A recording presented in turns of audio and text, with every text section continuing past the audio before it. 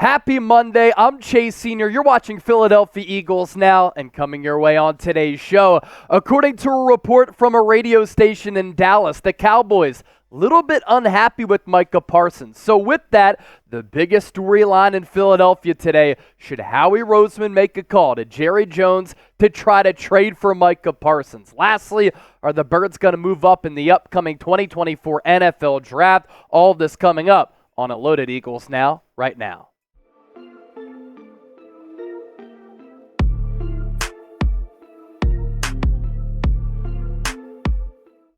And today's Eagles Now is sponsored by Roan. I'm wearing their commuter shirt right now. It's really become a statement piece in my wardrobe. And if you're trying to get swagged up, make sure you do it with Roan. We have a great deal for everybody watching the show right now. 20% off your order at roan.com/chatsports. Breathable, stretchable fabric. These products last forever. What's awesome, too, is that if you invest in these Roan products, you're going to save money on the back end because they have this wrinkle release technology where the more that you wear these shirts, the more that you have them hanging up, wrinkles go away. So there's no need to go to the dry cleaner if you're looking for dress shirts like this, golf polos, which I have rocked here on the show, shorts, pants. Roan has everything that you're looking for.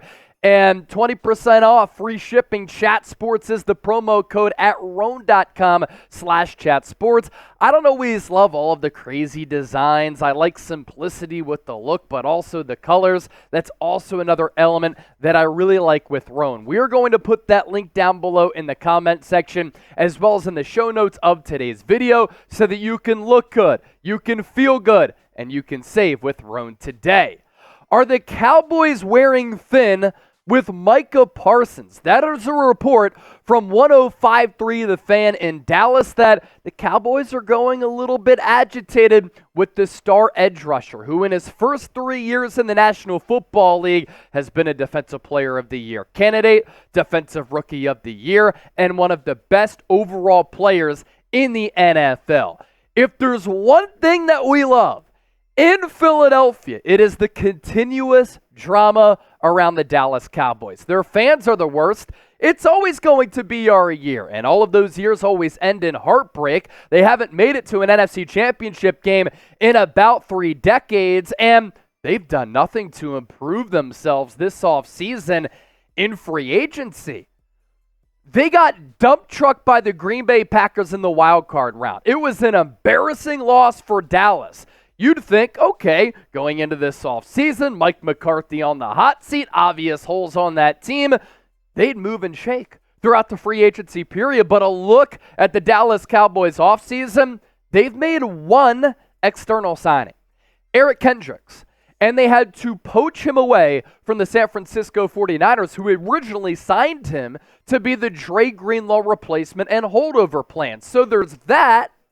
There's, at the start of free agency, Jerry Jones was said to be on his yacht in the Bahamas. Now you have CD Lamb threatening to hold out because he's looking for a deal that's going to make him a top 5 highest paid wide receiver. I think he's earned it. I think he's going to get it eventually. If the Cowboys don't give him that bag, they're stupid to not do so. And now there is this chatter around Micah Parsons. Now, Des Bryant called it a smear campaign. And during these contract negotiations, because Micah Parsons is going to look to get paid because of how good he's been going into year 4, the Cowboys, because he was a first-round pick, can exercise that 5th-year option so that he's under team control for 2 more years. But these smear campaigns happen sometimes because these contract talks are always about leverage, the push and pull from the agent, the player, and the team. As for that report from 105.3 The Fan in Dallas, it comes from Shan, Shariff. He said this: I've heard from way too many people this offseason. I'm talking about at least 4 different people who have told me that Micah has worn thin with the Cowboys. I don't know how much is true and how much it actually hurts his reputation.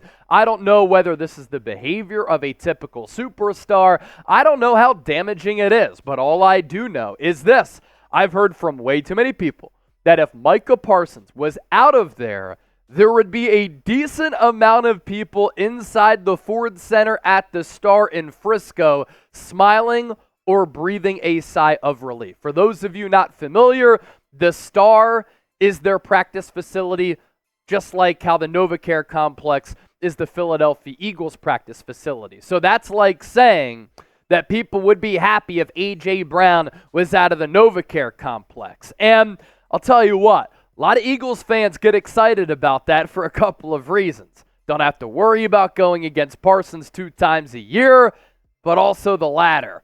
Could Philadelphia and Howie Roseman, the uber-aggressive general manager that he is, try to call a division rival to get Micah Parsons back to his home state of Pennsylvania because he grew up in Harrisburg, he went to Penn State. Parsons, as I said, he's looking for a monumental contract, and he could realistically become the highest paid non-quarterback in the history of football, overtaking Nick Bosa's deal, which he signed right before the start of the 2023 regular season, which pays him $34 million per year. It was a historic contract for Bosa.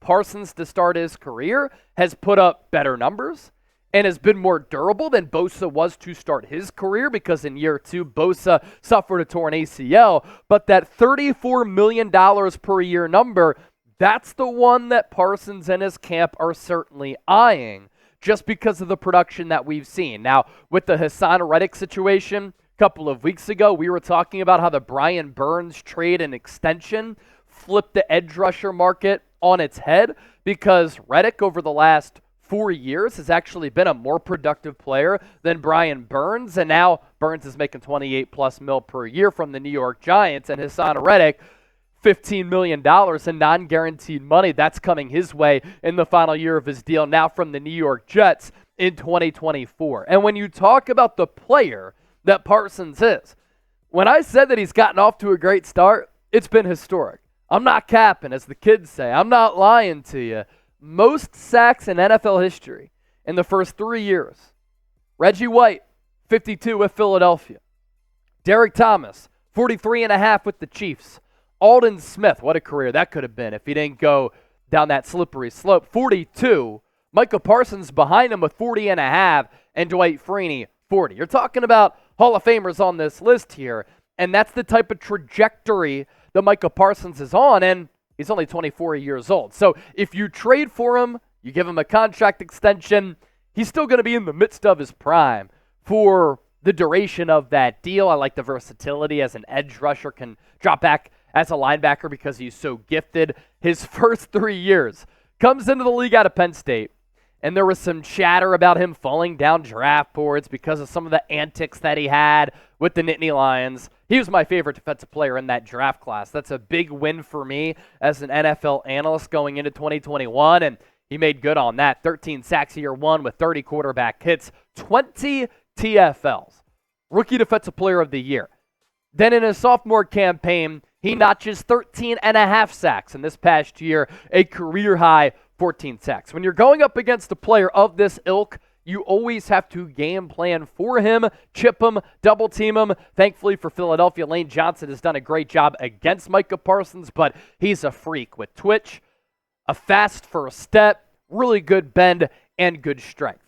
Of course, when you're talking about this conversation here, the question becomes, what would the price tag be for Micah Parsons? The answer, especially if you're the Dallas Cowboys, knowing that the Eagles have had far more success since 2000 than Dallas, it's a division rival, and they're closer to a Super Bowl than the Dallas Cowboys, the asking price would be something to the likes that maybe we've never seen. Now, my boy Elliot Shore Parks, 94.1 WIP, friend of the show, he tweeted out, Howie Roseman should trade all of his draft picks for Micah Parsons. I would never do that because it really does curtail your ability to build a football team. This would be pretty much nearly impossible to maneuver, and I think that the fact that it's a interdivision trade also makes this really hard, on top of the fact that we're talking about a bona fide superstar player. 94.1 WIP in Philadelphia, the GOAT radio station in the city, did put out this poll for the midday show. Do you want the Eagles to trade for Micah Parsons? And it's gotten a lot of feedback. 72.5% saying yes, 27.5% saying no. What do you think? I want you to let me know down in the comment section here. Also, if you hate the Dallas Cowboys, How about them Cowboys? Make sure you hit that thumbs up icon, like the video, but also if you want to, you can type F Dallas down in the comment section. Let's continue to stay on the trade conversation. Not for Micah Parsons, but this time in the 2024 NFL Draft. Howie Roseman, we've seen when he's running the show for Philadelphia, has been very aggressive come draft night in trying to move up for the player or players that he covets. Here's what Bill Barnwell had to say from ESPN.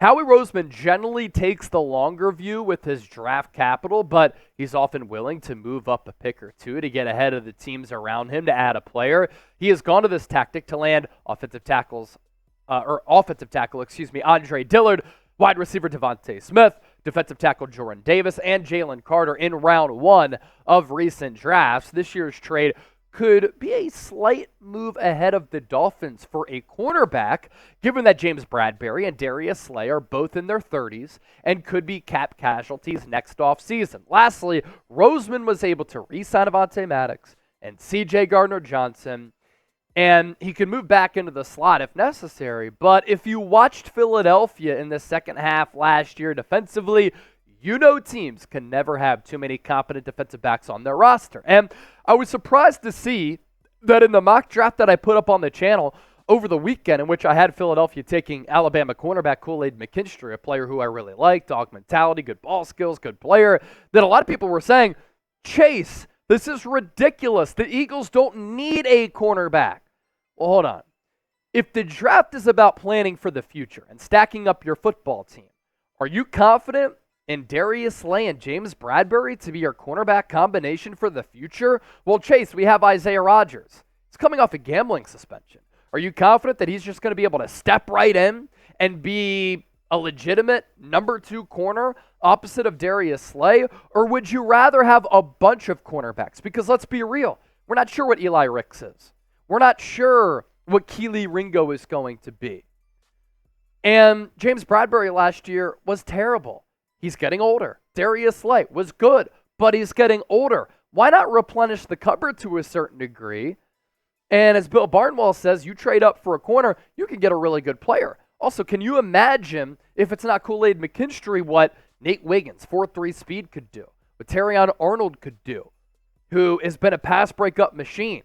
How much fun could Vic Fangio have with C.J. Gardner-Johnson, who plays all around the secondary, in addition to a player like Cooper DeJean, who's a freak athlete, at his pro day ran a 4.4 40-yard dash, had a great vertical leap, earned a relative athletic score well north of 9, and Sperry, who is a great NFL analyst here at the company, kind of compared him to Trent McDuffie. Did you see how Trent McDuffie impacted the Super Bowl? You get a player like that in Cooper DeJean, I'm all in here. So I actually disagree with the people who are saying Eagles don't need a cornerback. They haven't drafted one in the first round since 2002, Lito Shepherd.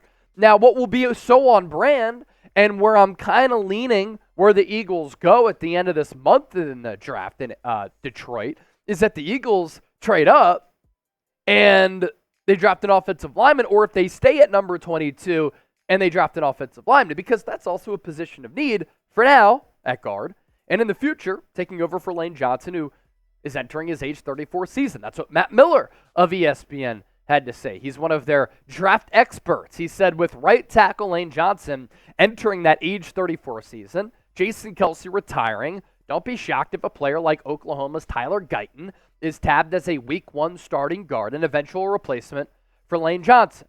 Now, I'm very confident in what we do here at Chat Sports. I'm very confident in what I do here on Eagles Now. I do have the ability to have foresight, predict things that are going to happen, have conversations for things that come to fruition. I've been saying this for weeks, that look out for Philadelphia to draft an offensive tackle who plays guard right away if the Eagles are not confident in Tyler Steen, even though they drafted him, 3rd-round pick last year out of Alabama, and that offensive tackle plays guard now and then takes over for Lane Johnson somewhere down the road. Tyler Guyton, 10 starts throughout his collegiate career. TCU to Oklahoma transfer, freak athlete, really, really gifted. Lane Johnson really likes him. He went to Oklahoma. Oklahoma's developed crap out of offensive linemen, from Trent Williams to Lane Johnson to Creed Humphrey. They're very, very good at drafting and identifying that position. It's almost like the Midwest and the Southwest produces some farm boys who are great offensive linemen, people in that region. So look out for Philadelphia to kind of go that route. It would not surprise me one iota, as Howie Roseman obviously likes to build his teams in the trenches. So what do you think? What position will the Eagles draft in the first round? Let me know down in the comment section right now, and then circle back in a few weeks to see if you are right. Thanks for watching the show. Hope all of you had a great weekend. Your weeks are off to a fantastic start. Make sure you subscribe.